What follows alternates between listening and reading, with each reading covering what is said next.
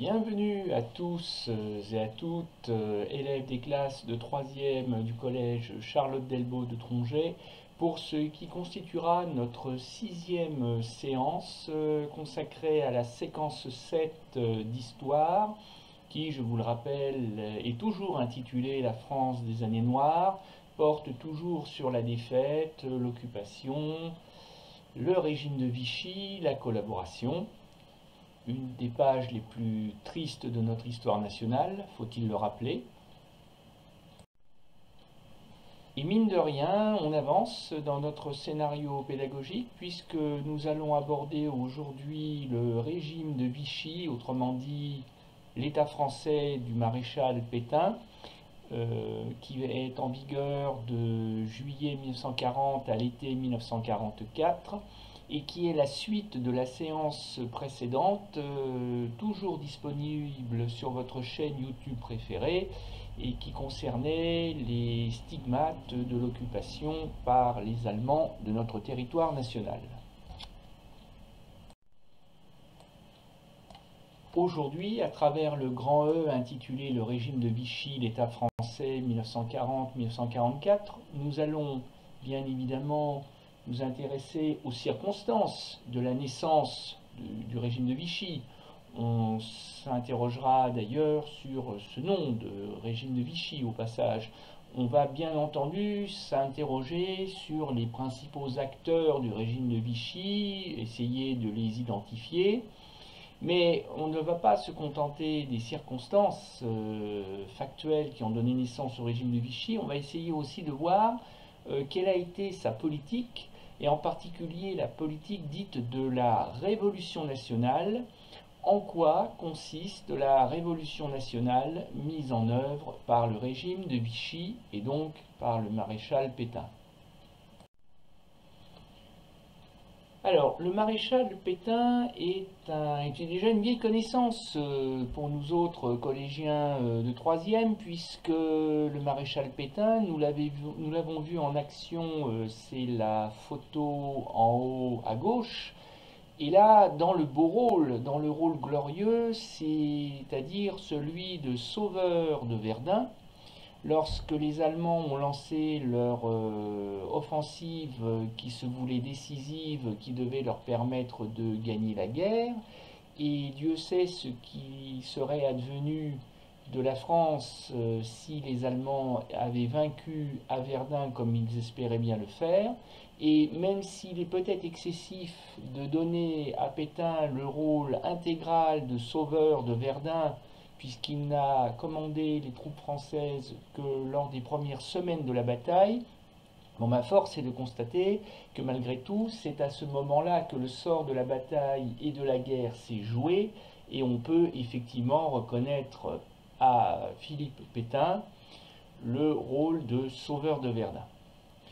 Ce qui lui a permis ensuite, parce que c'était un homme extrêmement ambitieux, il s'est découvert une ambition sur le tard, certes, mais la bataille de Verdun l'ayant mis en pleine lumière, ça a permis à Pétain de devenir par la suite commandant en chef des armées françaises de mai 1917 à février 1931. Et il fut élevé à la dignité de maréchal de France en novembre 1918, quelques jours seulement après l'armistice de Rotonde. Donc, pour les Français, c'est un personnage familier, et c'est un personnage, il faut le reconnaître, assez populaire, particulièrement chez les anciens combattants, puisque je vous le rappelle, contrairement à ses devanciers, le général Pétain avait le souci de préserver les hommes, préférait casser le matériel, user les munitions pour épargner les hommes, c'est-à-dire tout le contraire des généraux bouchers qui avaient précédé le Pétain et qui avaient fini par provoquer ces mouvements de mutinerie, ces mouvements de grève qui avaient mis en danger la France au printemps 1917 justement. Et ce maréchal Pétain, qui avait largement atteint l'âge de la retraite, en réalité ne va pas véritablement rentrer dans le rang, rentrer dans l'anonymat, partir à la retraite, pas du tout.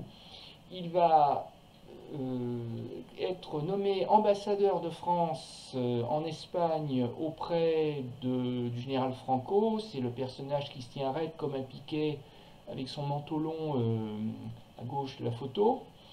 Et donc Pétain va être nommé ambassadeur de France auprès de Franco, pour ce qui sera d'ailleurs un poste assez piégeux, parce qu'on ne peut pas dire que les relations entre la France et l'Espagne nationaliste de Franco étaient au beau fixe, puisque le Front populaire soutenait certes du bout des lèvres le Frente Popular espagnol, donc il était clair que la France et Franco n'étaient pas franchement dans le même camp. Pétain a aussi été un temps, mais pendant quelques semaines seulement, ministre de la guerre en 1934. C'est ainsi qu'on appelait aujourd'hui celui qu'on appellerait le ministre des Armées. Et il devient carrément vice-président du conseil du gouvernement de Paul Reynaud le 17 mai 1940, c'est-à-dire 7 jours après le début de l'attaque allemande, au moment où tout commence à aller sérieusement mal. Et on le voit en civil, sur l'extrême droite de la photographie, et on a l'impression qu'il attend son heure, bien caché derrière Paul Reynaud, prêt à le remplacer, et c'est d'ailleurs ce qui arrivera dès le 16 juin 1940. C'est un vieillard d'un âge vénérable, puisqu'il est âgé de 84 ans en 1940, qui prend le pouvoir, puisqu'il est nommé président du Conseil, aujourd'hui on dirait Premier ministre, chef du gouvernement si vous préférez. Quand il prend donc le pouvoir le plus légalement du monde, appelé à ce poste par le président de la République Albert Lebrun, eh bien le maréchal Pétain hérite d'une situation dramatique. Ah ça, il faut reconnaître qu'ils ne sont pas nombreux, les candidats au poste de président du Conseil le 17 juin 1940. L'armée française est en pleine déconfiture, en pleine déroute, en pleine débâcle. Le pays est envahi, rien ne l'arrêtera, ni les fleuves, ni le mauvais temps, ni la résistance d'une armée française, encore une fois, complètement chahutée. Paris est occupé par l'envahisseur allemand depuis le 14 juin. Paris n'a même pas été défendu pour éviter que Paris ne subisse le sort de Varsovie en 1939 ou de Rotterdam quelques jours auparavant, c'est-à-dire d'être rasé par l'aviation allemande. Chaque jour qui passe accentue le désastre pour la France vaincue. Le maréchal Pétain, dont le gouvernement est replié à Bordeaux, après avoir fait une première étape à Tours, je vous le rappelle, s'adresse aux Français par un discours radio-diffusé le jour même, et qui sera largement entendu par la population, sauf évidemment par les millions de Français qui sont jetés sur les routes de l'Exode pour fuir l'avancée des Allemands. Et c'est ce discours, ou plus exactement cet appel à la nation, que je vous propose d'écouter maintenant, puisqu'il a fait l'objet d'un enregistrement, et vous entendrez la voix chevrotante du maréchal Pétain. Ici, Radiodiffusion nationale de l'État français. Mesdames, Messieurs, Monsieur le maréchal Pétain, président du Conseil des ministres, vous parle. Français, à l'appel de Monsieur le Président de la République, j'assume à partir d'aujourd'hui la direction du gouvernement de la France. Sûr de l'affection de notre admirable armée qui lutte avec un héroïsme digne de ses longues traditions militaires contre un ennemi supérieur en nombre et en armes. Sûr que par sa magnifique résistance, elle a rempli nos devoirs vis-à-vis de nos alliés. Sûr de l'appui des anciens combattants que j'ai eu la fierté de commander. Sûr de la confiance du peuple tout entier. Je fais à la France le don de ma personne pour atténuer son malheur. En ces heures douloureuses, je pense aux malheureux réfugiés qui, dans un dénuement extrême, sillonnent nos routes.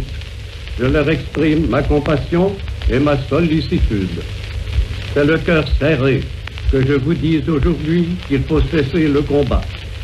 Je me suis adressé cette nuit à l'adversaire pour lui demander s'il est prêt à rechercher avec moi, entre soldats, après la lutte et dans l'honneur, les moyens de mettre un terme aux hostilités. Que tous les Français se groupent autour du gouvernement que je préside pendant ces heures, pendant ces dures épreuves, et fassent taire leur angoisse pour n'obéir qu'à leur foi dans le destin de la patrie. Que faut-il retenir de cet appel du 17 juin? Par-delà la compassion exprimée envers les réfugiés, ces Français complètement déboussolés et qui fuient sur les routes de l'Exode, bombardés, mitraillés par les Allemands, qui fuient l'invasion allemande. Eh bien, il faut retenir qu'au fond, Pétain n'a jamais cessé d'être un chef de guerre. Et on peut mesurer à quel point il est douloureux pour un chef de guerre, surtout vainqueur des Allemands 20 ans auparavant, combien il doit être douloureux de devoir reconnaître que la guerre est vaincue. Et c'est ce qu'il fait avec une complète mauvaise foi quand il laisse entendre que, ben oui, la France a été vaincue, bon ça c'est incontestable, mais elle a été vaincue par plus fort qu'elle, par des Allemands qui étaient mieux armés, plus nombreux. Or, si vous avez suivi attentivement le cours précédent, vous savez que les Allemands n'étaient pas plus nombreux, ils n'étaient pas mieux équipés, sauf, il est vrai, dans le domaine stratégique de l'aviation militaire, ça c'est vrai par contre. Et évidemment, les Allemands s'étaient entraînés à loisir pendant la guerre d'Espagne entre 1936 et 1939. C'est sûr qu'ils avaient un avantage sur ce plan-là, mais en réalité, et ça pour un maréchal de France, c'est inenvisageable de le reconnaître, en réalité, comme pour 14-18 d'ailleurs, la guerre a été perdue par un état-major, par des généraux français qui avaient largement une guerre de retard. Mais ça, Pétain ne peut pas le reconnaître, donc il attribue la défaite aux Allemands. Et donc il annonce aux Français ce que la plupart des Français espéraient sans oser se l'avouer, sans oser le dire à haute voix. Il annonce que comme la guerre est perdue, eh bien il faut négocier l'arrêt des combats. Et c'est là où on peut aussi avoir quelques inquiétudes sur la lucidité de Pétain, quand il a dit qu'il s'adresse à l'ennemi pour négocier dans l'honneur la reddition des forces françaises. Parler d'honneur avec Adolf Hitler, c'est quand même prendre d'énormes risques, surtout quand on est dans la situation, comme Pétain, où on n'a aucune carte en main pour négocier. Dernier élément important du discours, qui peut passer éventuellement inaperçu, mais qui est lourd de conséquences pour la suite, quand le maréchal Pétain, au détour d'une phrase, annonce qu'il fait à la France le don de sa personne pour atténuer son malheur. Tout de suite, il entre dans la peau du grand-père, d'ailleurs il faut reconnaître qu'il a l'âge, il a les cheveux blancs, la moustache du personnage. Il entre dans le personnage du grand-père qui vient réconforter des caramels plein les poches, qui vient réconforter le petit-fils qui vient de tomber de vélo et qui s'est écorché le genou et qui a un gros chagrin et qu'il faut réconforter. Le maréchal Pétain adopte littéralement cette attitude parce qu'il a bien compris que les Français sont complètement déboussolés, désorientés. Leur monde vient de s'effondrer, ils ne savent plus où ils en sont. Hein, pour employer une expression un peu familière, ils ne savent plus où ils habitent, les Français. Donc Pétain se pose en homme providentiel. Il est le successeur de cette lignée de personnages qui ont jalonné l'histoire de France, à commencer par d'hommes ou de femmes d'ailleurs, parce qu'il ne faut pas oublier Jeanne d'Arc dans l'affaire, pendant la guerre de 100 ans, mais un Napoléon Ier par exemple, voilà. Et donc Pétain se veut l'homme providentiel, et il annonce donc qu'en faisant à la France le don de sa personne, eh bien il demande en fait que les Français lui fassent confiance, qu'ils lui remettent les pleins pouvoirs, parce qu'il est le seul à pouvoir remettre la France sur des bons rails. Quand je vous dis que le maréchal Pétain est ambitieux, et qu'au fond, cette défaite, pour lui, c'est peut-être un mal pour un bien. Peut-être que la France avait besoin d'une bonne défaite, d'une bonne raclée, pour retrouver les vraies valeurs. Les siennes. celle de Pétain bien sûr. Alors pourquoi Vichy? Pourquoi Vichy? Eh bien, parce que ça, c'est une question qui obsède les habitants de Vichy, qui ne sont autres que les Vichysois, et qui auraient bien aimé que le maréchal Pétain aille planter sa tente ailleurs, aille installer sa capitale ailleurs. Parce que les Vichysois ont une sainte horreur qu'on les confonde avec les vichistes. Et oui, ça a l'air de rien, mais la différence de mots laisse entendre que quand vous êtes un Vichysois, c'est que vous êtes un habitant de Vichy, mais que quand vous êtes un vichiste, vous êtes un partisan de Pétain et du régime de Vichy, quel que soit l'endroit où vous vous trouvez en France ou dans le reste du monde d'ailleurs. Et la nuance est de taille.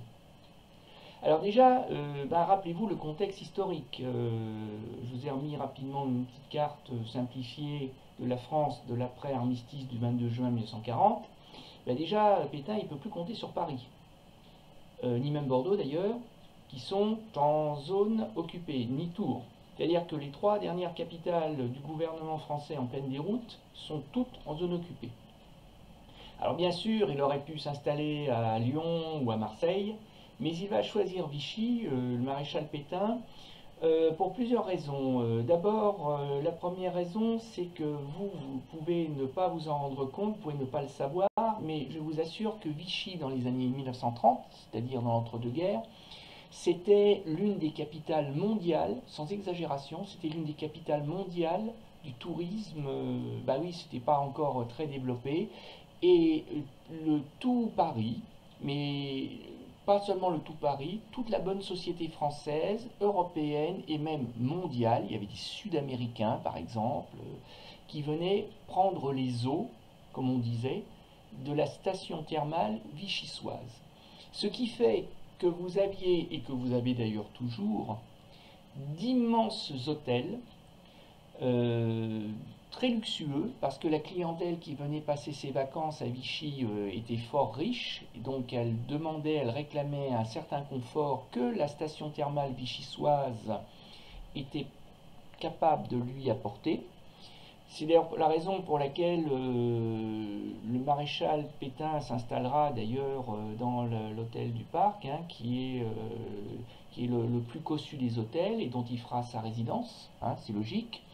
Donc la capacité hôtelière de Vichy faisait que cette ville était capable d'absorber tout un gouvernement, des milliers de fonctionnaires qui allaient certes s'installer un peu à la diable dans les hôtels, qui allaient parfois camper dans leur bureau, parce qu'il n'y aurait peut-être pas des logements pour tout le monde, mais ça serait pas pire de toute façon qu'à Bordeaux, si vous vous rappelez, où il n'y avait pas de la place pour tout le monde. Une autre raison, c'est que justement parce que Vichy était une capitale internationale du tourisme, il y avait un dispositif de téléphonie qui permettait à Paris d'être relié avec le monde entier, un standard téléphonique international. Je pense qu'il y en avait que 2 en France à l'époque, il y avait Paris évidemment et Vichy. Et quand on veut être un gouvernement qui se dit indépendant et qui veut conserver des relations avec le reste du monde, qui n'est pas en guerre bien sûr, et avec l'empire colonial, il vaut mieux avoir un téléphone qui fonctionne. Donc Vichy, c'est un bon choix. En plus, il se trouve que l'homme qui est à la manœuvre pour permettre à Pétain de prendre le pouvoir, le sinistre Pierre Laval, est originaire du Puy-de-Dôme, du nord du Puy-de-Dôme, de Châteldon, c'est pas très loin de Vichy. Donc pour Pierre Laval, c'est comme s'il jouait à domicile. Il joue sa partie à domicile. Dernière raison qui font que Vichy va accueillir la capitale de l'État français, c'est Hitler. Hitler qui n'est pas d'accord pour permettre à Pétain de transférer sa capitale à Paris, mais qui est soucieux que le maréchal Pétain ne soit pas trop éloigné de la ligne de démarcation, au cas où il faudrait que le maréchal Pétain soit rappelé brutalement à la raison, au cas concrètement où il faudrait envoyer des soldats allemands à Vichy, c'est plus vite fait que s'il faut envoyer ces soldats allemands évidemment à Marseille. Et d'ailleurs, pour la toute petite histoire, mais je ne vous demande pas de le retenir, quand le maréchal Pétain fera arrêter en plein conseil des ministres Pierre Laval, eh bien, les Allemands iront le libérer et le ramèneront en zone occupée en envoyant des troupes depuis Moulins. Comme ça, c'est pratique. Et ça explique pourquoi notre département d'Allier a eu ce douteux privilège d'être doublement marqué par la défaite de 1940, puisque je vous le rappelle, Moulins est zone frontière pour la ligne de démarcation sur le pont Rougemort, et puis Vichy est capitale de la zone Nono, de la zone sud, et de cette France du régime de Vichy, de l'État français, qui se dit théoriquement indépendante d'Hitler. Alors, je vous ai dit dans la diapo précédente que l'homme à la manœuvre pour permettre à Pétain de prendre la totalité du pouvoir s'appelle Pierre Laval. Il est à gauche sur la photographie, au garde à vous avec sa canne. Alors, curieux itinéraire politique que celui de Pierre Laval, qui fut d'abord un communiste, avant de changer complètement de bord politique. Bon, il n'est pas le seul, Benito Mussolini en a fait tout à fait autant en Italie. Et Pierre Laval, après avoir été un communiste, est devenu un anticommuniste viscéral, un anticommuniste primaire, véritablement, au point que, et ça lui sera d'ailleurs reproché, et ça le conduira au poteau d'exécution à la Libération, au point que quand on apprendra que l'Allemagne nazie a attaqué l'URSS de Staline le 22 juin 1941, Pierre Laval, à qui personne ne demandait rien, prendra la parole à la radio pour dire qu'il souhaite la victoire du nazisme, car sans cette victoire, le bolchevisme triompherait partout.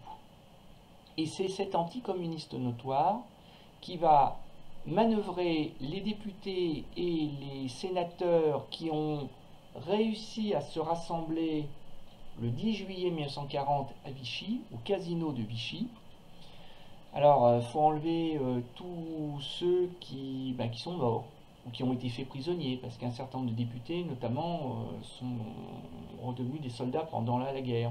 Il y a ceux qui sont un peu perdus à droite, à gauche, ceux qui ont rallié Alger, ceux qui sont à Marseille, parce qu'ils ont l'intention de poursuivre la lutte avec le général de Gaulle, pourquoi pas, enfin bref.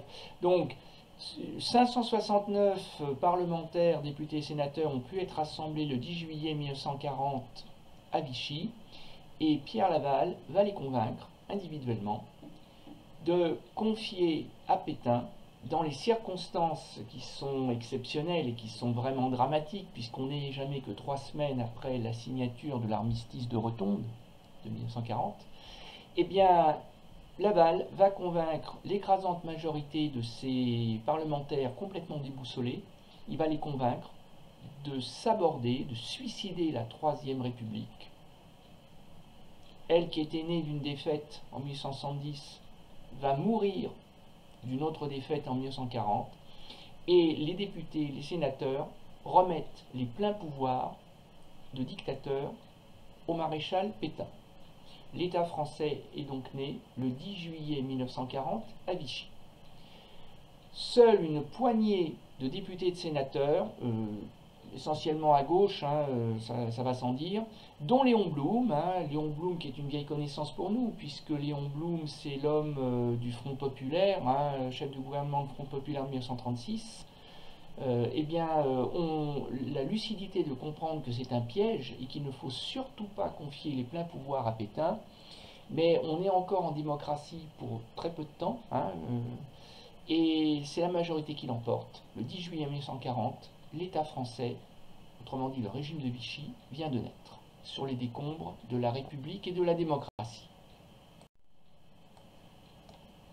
On ne peut pas affirmer, ça serait faux de prétendre le contraire, on ne peut pas affirmer que l'État français, autrement dit le régime de Vichy, soit un régime totalitaire. Il n'a pas cette ambition, et j'allais dire, il n'a même pas cette envergure. Par contre, le régime de Vichy est une dictature, c'est un régime autoritaire, un peu comme en Espagne par exemple. C'est pas le Troisième Reich, c'est pas l'Italie fasciste, ni l'URSS de Staline, mais c'est, oui, une dictature militaire. Bon.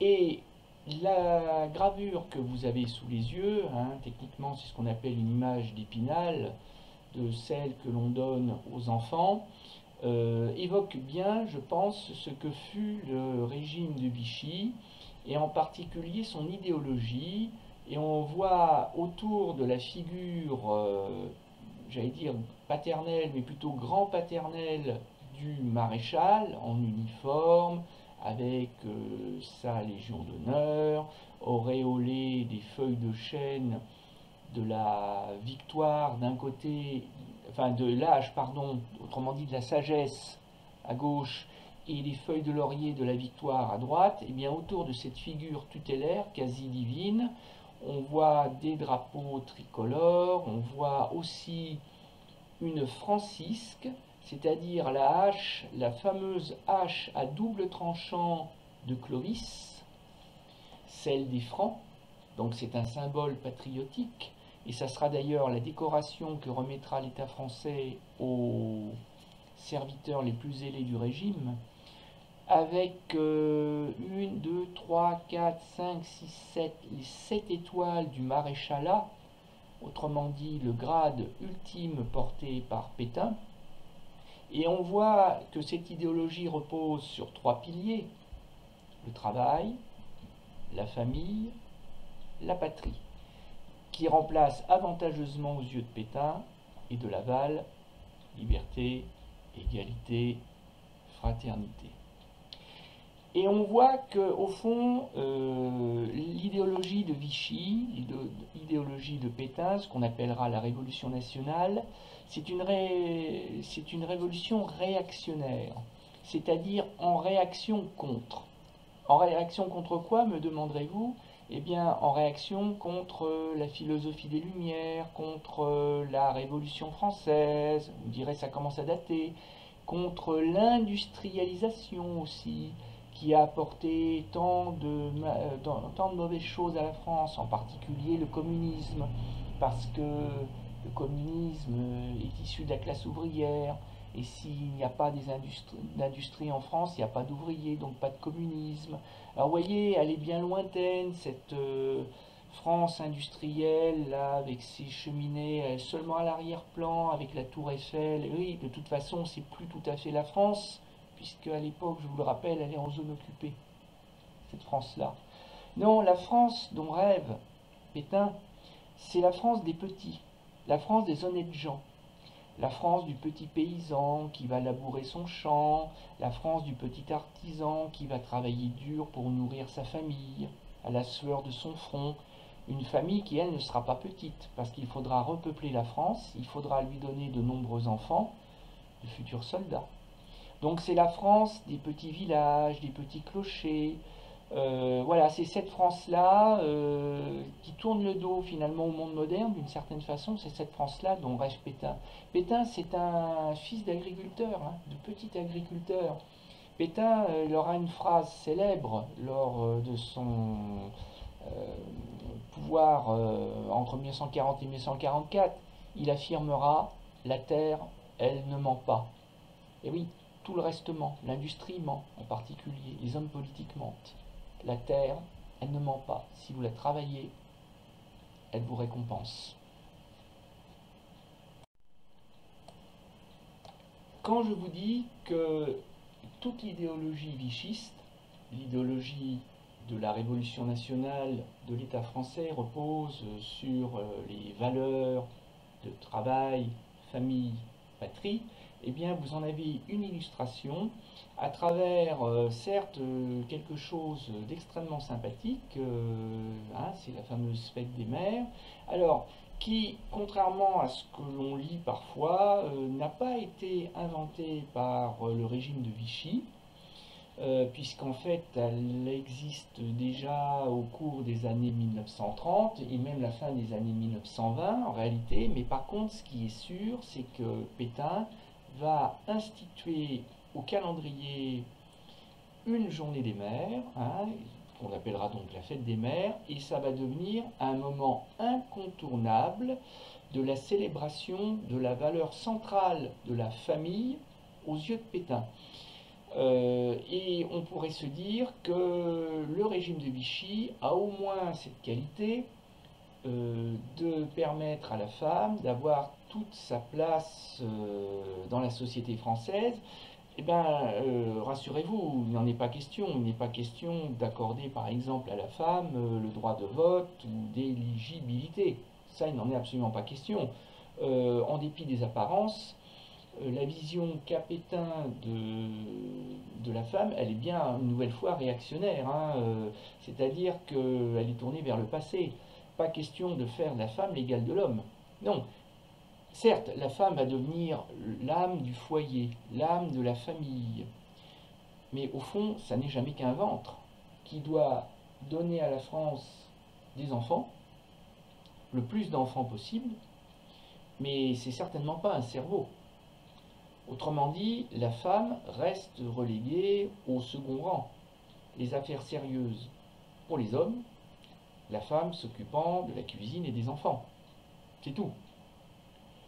Alors cette fête des mères, il faut le savoir, c'est l'une des rares, je crois que c'est la seule décision prise sous l'État français qui sera conservée après la guerre, après le retour de la République, parce que même si c'est pas très glorieux d'avoir été mis en place par Pétain et par le régime de Vichy, bon, il faut quand même reconnaître, rappelez-vous quand vous étiez enfant et que vous faisiez des colliers de nouilles pour vos mamans, il faut quand même reconnaître que c'est quand même un moment un peu sympathique.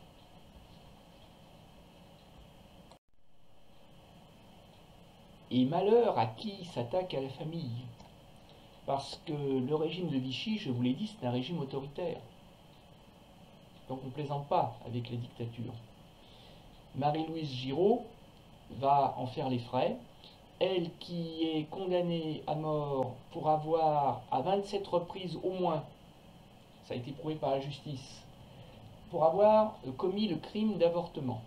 C'est-à-dire qu'elle a rendu service à des femmes dans l'embarras, comme on disait pudiquement à l'époque, c'est-à-dire des femmes, des jeunes femmes, ou des femmes célibataires ou mariées d'ailleurs, qui avaient eu des relations sexuelles non protégées avec un homme qui n'était pas leur mari, qui étaient tombées enceintes de leurs œuvres, et qui ne pouvaient évidemment pas donner naissance à un enfant sans père. Parce que dans la société française de l'époque, ça ne se faisait pas. Donc les femmes qui tombaient enceintes malencontreusement, il fallait qu'elles avortent. Et comme l'avortement est interdit, puni par la loi, c'est un délit depuis les années 20. Ça devient un crime à partir de la loi du 15 février 1942, et ça devient un crime passible de la peine de mort. Alors Marie-Louise Giraud a rendu service à des femmes, moyennant argent, bon ça a été une circonstance aggravante. On peut aussi se dire qu'elle a permis à des femmes d'éviter de se mutiler elles-mêmes avec des aiguilles à tricoter, parce que c'était souvent de cette manière que les femmes les plus désespérées essayaient de faire passer, comme on disait, l'enfant. Et donc Marie-Louise Giraud est une faiseuse d'anges, puisque l'idée, qui est, comment dirais-je, très connotée religieusement, est l'idée que les nouveau-nés qui ne naîtront pas, justement les fœtus qui sont ainsi détruits, eh bien ce sont des petits anges qui iront au paradis. Eh bien Marie-Louise Giraud est guillotinée le 30 juillet 1943 à Paris. Et le maréchal Pétain, chef de l'État, qui disposait du pouvoir de gracier Marie-Louise Giraud, lui a refusé la grâce. C'est-à-dire qu'il aurait pu la sauver, mais il considère, et c'est logique dans la tête de Pétain, que le crime contre la famille est impardonnable et ne sera pas pardonné. Je vous ai dit lors de la diapo précédente que le régime de Vichy, l'État français, si vous préférez, n'est pas un régime totalitaire. Et je le maintiens. Néanmoins, le régime de Vichy emprunte malgré tout quelques trucs, quelques astuces au régime totalitaire, à commencer par le culte du chef. On l'a déjà vu lors de la diapo précédente, on le revoit ici avec cette affiche. Et on voit également que, tout comme Staline, tout comme Hitler, tout comme Mussolini d'ailleurs, eh bien, les enfants sont les cibles privilégiées de la propagande. Parce qu'effectivement, que voulez-vous, Pétain a l'âge d'être grand-père, donc quoi de plus naturel que de le représenter entouré de jeunes enfants qui sont l'avenir de la France. Et donc se dessine un véritable culte quasi-religieux du chef, on peut dire aussi culte de la personnalité, qui triomphe à travers un hymne qui va d'une certaine façon concurrencer la Marseillaise, pratiquement, et cet hymne que je vais vous inviter à écouter s'intitule « Maréchal, nous voilà », dont je vous propose d'écouter la première strophe, paroles d'André Montagard et musique d'André Montagard et Charles Courtiou.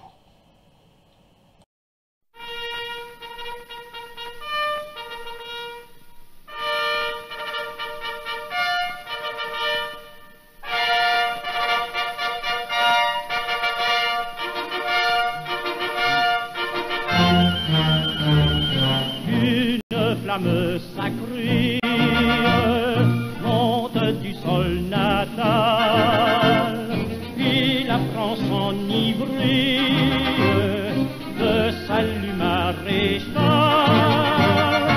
Tous tes enfants quittèrent et vinrent tes bas à ton appel suprême, ont répondu présent. Maréchal, nous voilà, devant toi, le sauveur de la France. Nous jurons, nous t'égons, de servir et de suivre tes pas. Maréchal, nous voilà, et nous a redonné l'espérance, la patrie renaîtra.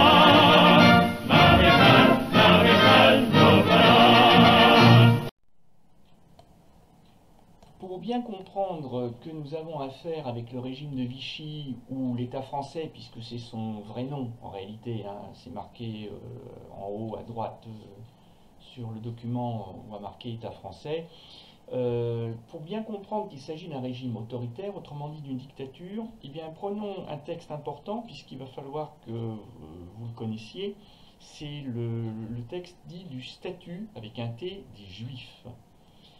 C'est une loi. Mais ce n'est pas une loi selon les critères de la démocratie, c'est-à-dire que ce n'est pas une loi votée par les députés et les sénateurs, autrement dit par les parlementaires, autrement dit par le pouvoir législatif. Parce qu'avec le régime de Vichy, il n'y a plus de parlementaires, il n'y a plus d'assemblée, il n'y a plus de pouvoir législatif. Ou plus exactement, le pouvoir législatif existe toujours, mais il est aux mains du maréchal Pétain, et le maréchal Pétain est déjà à la tête du pouvoir exécutif, donc le pouvoir exécutif, le pouvoir législatif sont entre les mains d'un seul et même homme. Louis XIV, Napoléon Ier en faisaient autant. On n'est plus dans le cadre de la démocratie. Et oui, le régime de Vichy est réactionnaire, il est en réaction contre la démocratie. Pour Pétain, la démocratie c'est une mauvaise chose, qui a affaibli la France et qui l'a conduit à la défaite. Il faut un régime fort, autoritaire, et dans un régime fort, le chef est celui qui décide.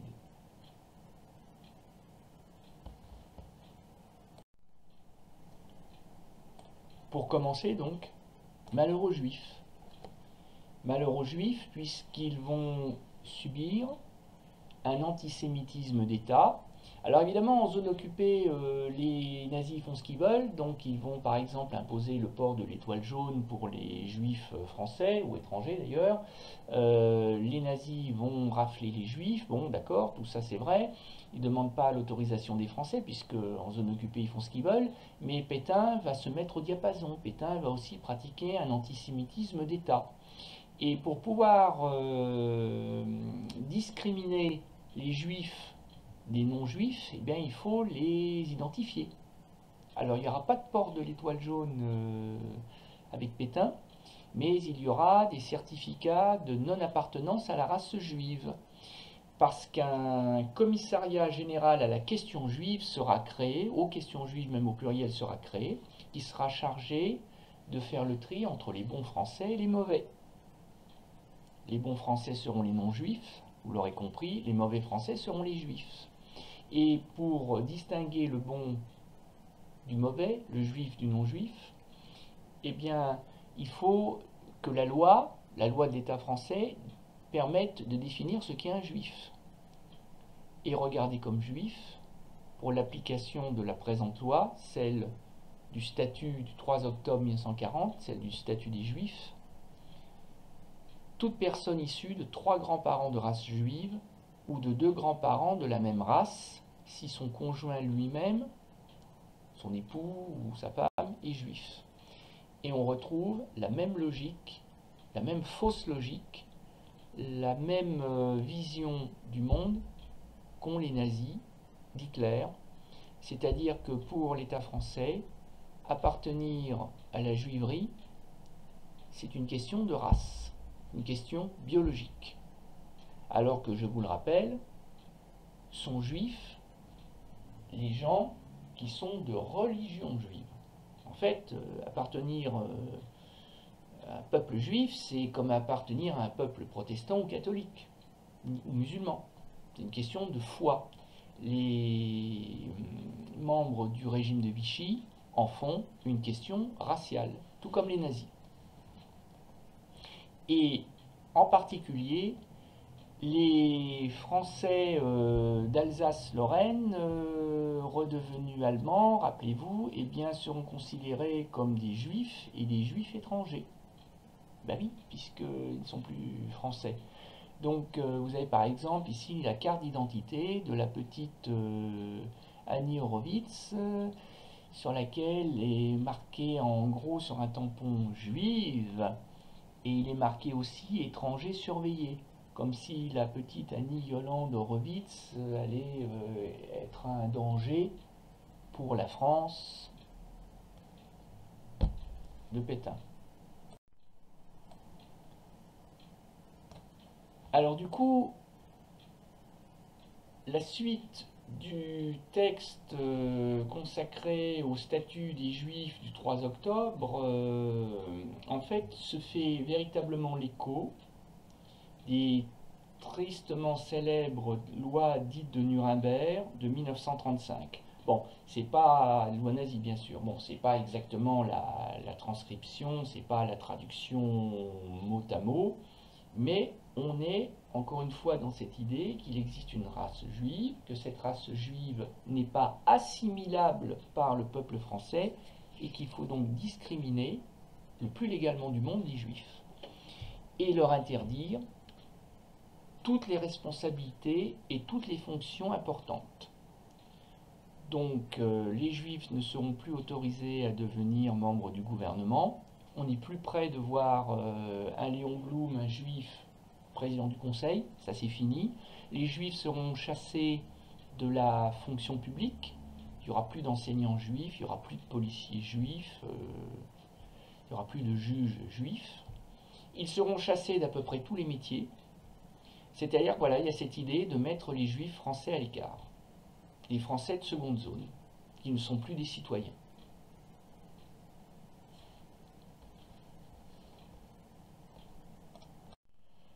Vous avez maintenant sous les yeux une affiche ultra célèbre de la politique de révolution nationale du régime de Vichy. C'est même un peu étonnant qu'elle soit aussi célèbre. On la trouve absolument dans tous les livres d'histoire consacrés à la guerre, à la défaite, au régime de Vichy, à l'occupation, à la collaboration.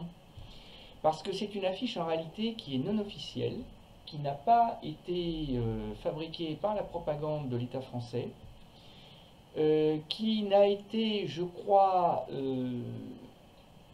placardé, affiché qu'à 2 exemplaires, donc c'est assez miraculeux qu'elle nous soit parvenue, dans la région de Lyon d'ailleurs.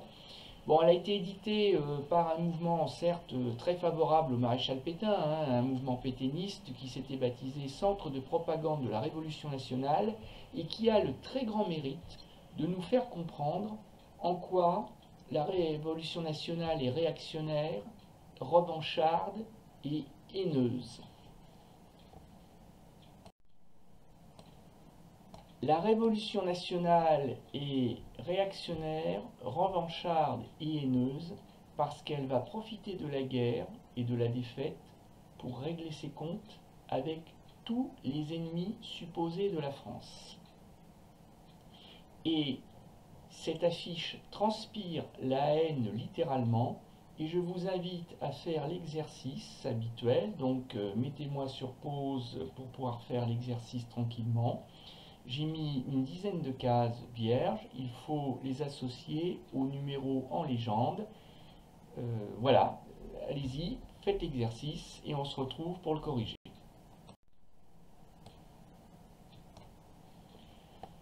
Quand je vous disais que cette affiche suinte la haine du mauvais français, la haine du communiste, hein, c'est pas un hasard si vous avez un drapeau rouge qui surmonte la France en ruine, la France qui est au bord du gouffre, la France qui est menacée par l'orage de la guerre et de la révolution bolchevique.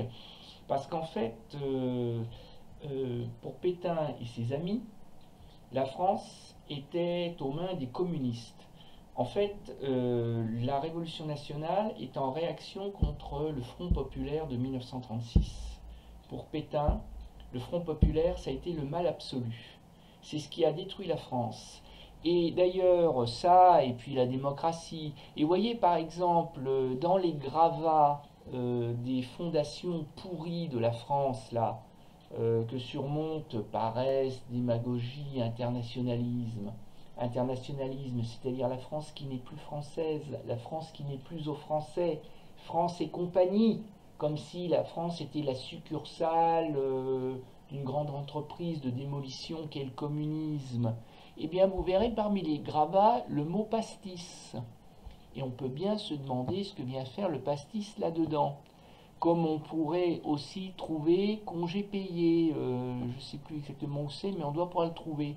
Et bien tout simplement parce que pour Pétain et ses amis, le Front populaire, ça a consisté à dorloter les ouvriers, à leur faire oublier la valeur travail, la valeur de l'effort. C'est-à-dire que, bah oui, le Front populaire, c'est les 15 jours de congé payés, rappelez-vous. C'est ça, c'est les vacances, le pastis. Les Français oublient l'effort et voilà comment on perd une guerre. Parce qu'en fait, c'est pas uniquement que les Allemands étaient meilleurs, c'est aussi que les Français étaient devenus faibles, ils étaient devenus mous, ils n'avaient plus envie de se battre. Il faut remettre les Français dans le droit chemin. C'est ça que se propose la Révolution nationale. Donc on règle ses comptes avec les communistes, mais aussi avec les Juifs. Les sales youpins, comme on les traitera dans le vocabulaire ordurier de l'extrême droite française, les juifs qui ont aussi pour projet de démolir la France. Et c'est pas un hasard si brille une étoile de David dans le ciel de la France enjuivée, c'est une allusion à Léon Blum. Léon Blum qui a contribué, aux yeux de Pétain et de l'extrême droite, à détruire la France et à l'amener au bord du précipice. Ça, et aussi les francs-maçons. Les 3 petits points à l'intérieur de l'étoile de David, les 3 points rouges, c'est un symbole franc-maçonnique que j'expliquerai plus tard. Et donc, ce qu'il faut comprendre, c'est que, heureusement, que Pétain arrive, tel Zorro, tel le sauveur, parce que lui et sa révolution nationale vont permettre à la France d'être sauvée, d'être remise à neuf, de retrouver les vraies valeurs, que sont le travail, la famille et la patrie. Il est là le discours pétainiste. Et alors, si vous vous dites que pour une fois dans cette affiche, il n'y a pas de culte du chef et qu'en fait Pétain est absent, pas du tout. Pétain est bien présent. Rappelez-vous les 7 étoiles du manche de la Francisque, la hache à 2 têtes. Eh bien, les 7 étoiles, elles brillent au firmament. Les 7 étoiles, c'est celle du képi du maréchal. Et à l'époque, n'importe quel Français le comprend au premier coup d'œil. Il n'y a pas besoin de sous-titrer en légende. Attention, ça c'est le maréchal Pétain. Tout le monde l'a compris. Pétain va sauver la France. la France aux Français. C'était le discours des ligues d'extrême droite dans les années 30. Le discours de l'extrême droite. Et malheur aux ennemis de la France. Avant de passer à la leçon, les deux repères chronologiques que nous avons particulièrement étudiés aujourd'hui, à savoir le 17 juin 1940, le maréchal Pétain annonce aux Français la fin des combats, et le 10 juillet 1940, la Troisième République se saborde, se suicide, naissance à Vichy de l'État français du maréchal Pétain. Voilà, nous en arrivons au terme de notre leçon qui était très riche. Je vous ai dit énormément de choses, sans doute trop, vous m'en excuserez. La leçon va vous permettre de récapituler l'essentiel. Et donc je vous invite à la lire, à la comprendre et, plus important encore, à l'apprendre. Je vous remercie, je vous dis à bientôt.